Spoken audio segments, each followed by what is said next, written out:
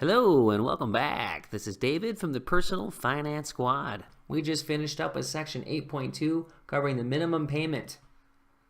Do you know what it means to make the minimum payment? That means the longer you do that, the more interest you're going to pay. And by making that minimum payment, that is more interest that the credit card companies are going to collect from you. And this goes against our saying. We say we like more money in our pocket and not someone else's, while it's going into the credit card company's hands. So what we want to do here is understand a little bit further about the minimum payment language, and what we mean is what can they operate under, like in terms of rules, and how do they determine a minimum payment. Right in this section here, you will see in a statement, it didn't always used to be this way, but in a statement online or in the mail, it'll look at your balance that you owe, and it'll say, the computer rather, when it spits out the statement, is going to say, if you pay this minimum payment, assuming no other payments are charged on the card, it's going to take you this many months, X amount of months to pay the card off. So for example, if Jasper's 301.67 after the first month is there, it will take take 14 months to pay the entire balance.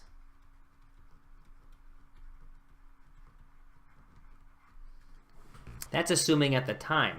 And what that means is, again, if no other additional purchases are made. So even though in the next month, if Jasper paid us $25, he's going to get this language every statement. But that's, again, always at the point in time. If he adds another $100, and let's say, I think his balance was $267. Let's just say it's $367 the next month. Then the whole language starts over again. But again, that's at that point in time. So very important to keep in mind and look at those, especially if you have some accumulated debt now. Look at those, because when you see that number, it can be very daunting. It can twist your stomach thinking it's going to take me this amount of time to pay off a card. So, and that goes with student loans and car loans as well. I'm not just picking on credit cards right now, but credit cards are certainly more controllable in a sense than they are with amortized payments on those other types of loans. So this point here is what we've been making the whole time, but at some point in the scenario,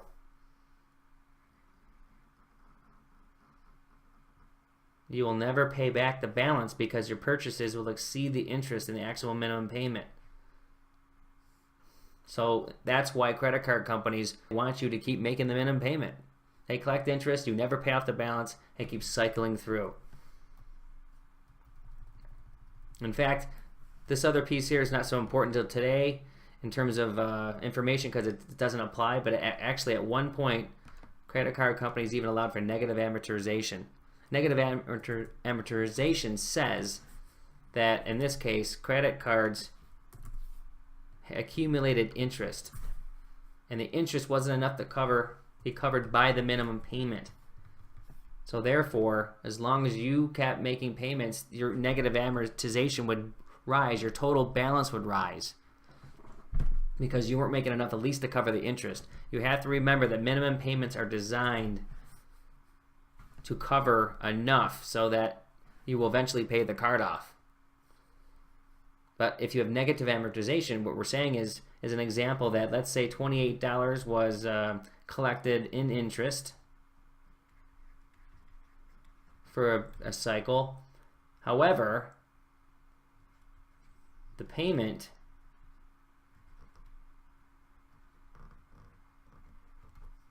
was $25. So simple math says that's $3, right? Well, that's a hole. That means you're not, again, covering enough of the interest to bring the balance down overall. So in a sense, your balance is only going to go up. It's never going to go down.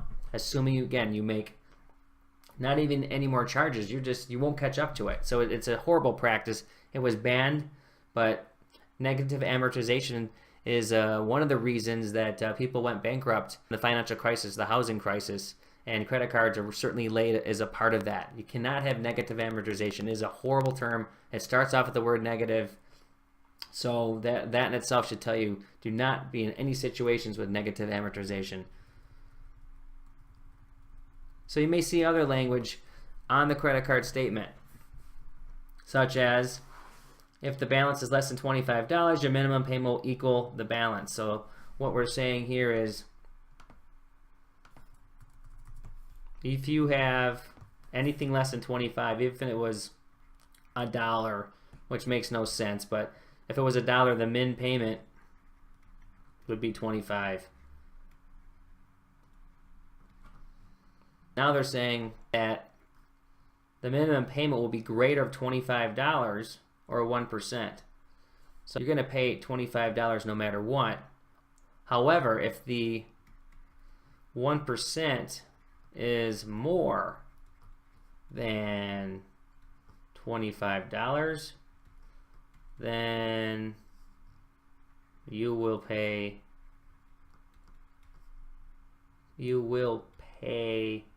that number for the min payment. I'm going to abbreviate here.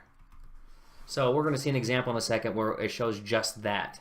So some rules in there, and it's important to understand those rules, but you certainly, even if it's not a big deal to you or it's not something that affects you so much, the whole point is you need to know what the rules are in case something comes up or you want to know how something works. And again, the way we do things here is very meticulous, so you need to know how things work if you have a credit card or you're going to consider having one. It's important to understand from what I just said that one card may say the minimum payment is 1%. Another one could say 1% plus interest charged that month. Don't see too many of those. It could be 3%, it could be 4%. They all have their own details. You need to read the fine details to understand exactly what it is you're getting into. So let's scroll down a little bit. I took some real estate away here, so I'm going to push this down. And let's go through one of our examples. I think visuals always help out. Right here, the table below says that Jasper has a $2,000 credit limit. And using the above rules, he has to pay 2% of the balance plus interest, or $25. So what we're saying here is that his minimum payment is $25 because his interest, you can see right here, is certainly under $25. All of these sections in here, right? So now we get in and see Jasper. He's making several purchases through every month, and he's increasing his balance because his minimum payment certainly isn't covering the purchases that he's making. And what tends to happen here is you see a shift. Minimum payment goes up because the calculation comes out to be higher than $25. You know, the 1%, the 2% rather, is larger. So right here, $27.69 of new total. So again, if you can see the math here, 2%, 2 times 13 is 26. You can see that's where this 2% derives from this minimum payment. So just some kind of fun little facts or just something to chew on a little bit is that let's say that Jasper stops in June. So he has no more charges. No more charges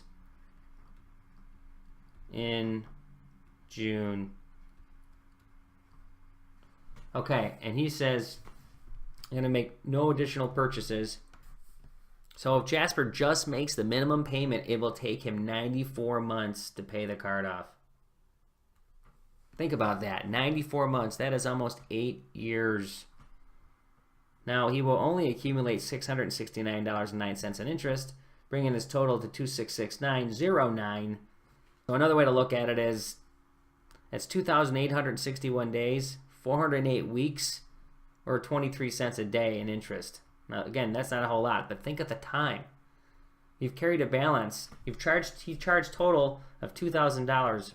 This is what this accumulated to.